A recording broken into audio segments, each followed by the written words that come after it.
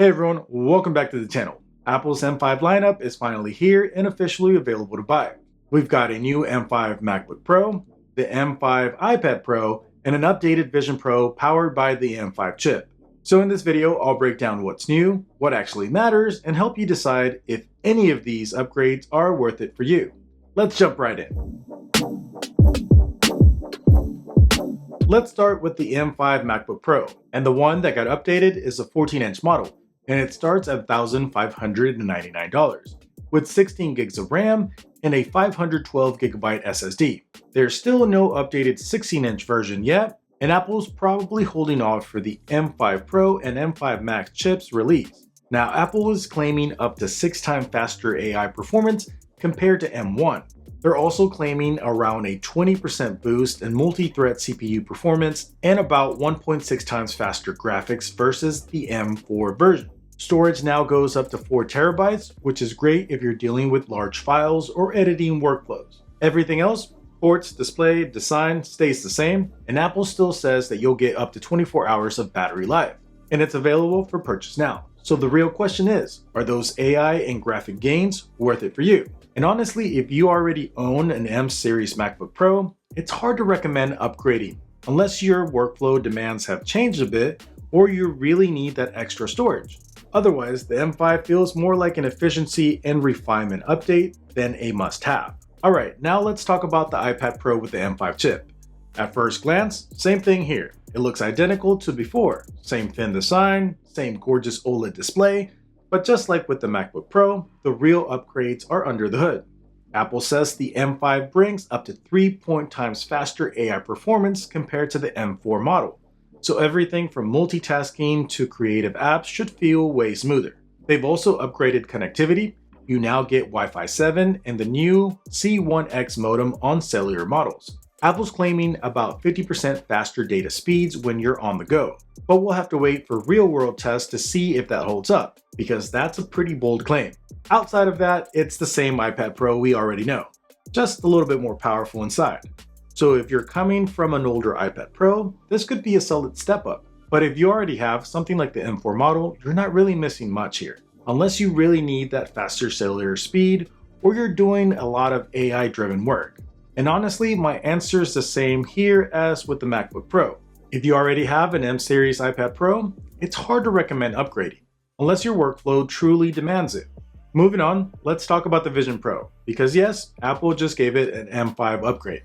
The price, still $3,499. Yeah, that still hurts to say, but under the hood, there are some solid improvements.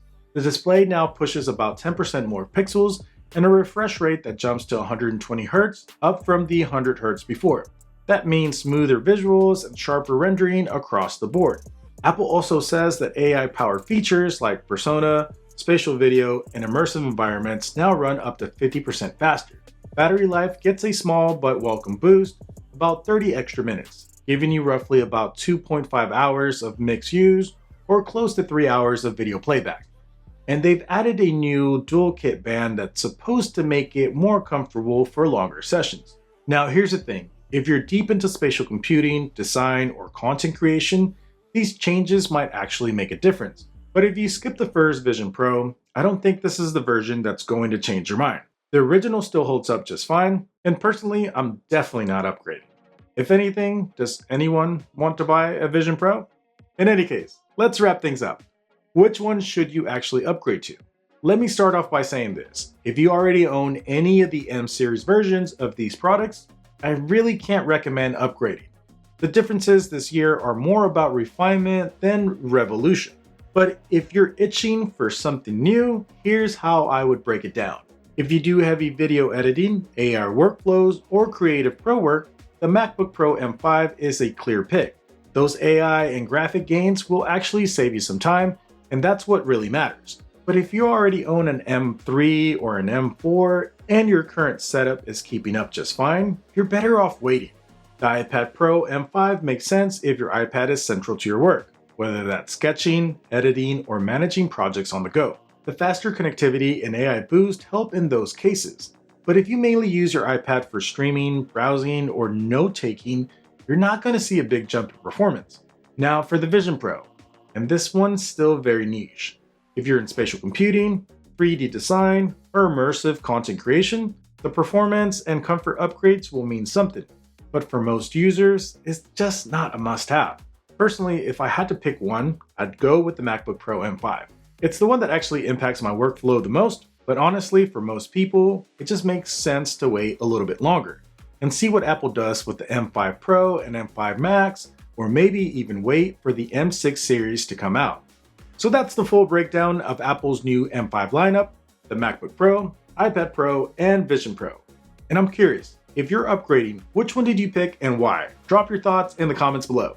If you found this video helpful, please hit that like button, subscribe for more Apple updates and breakdowns just like this, and turn on notifications so you don't miss what's coming next. Thank you so much for watching, and I'll see you in the next one.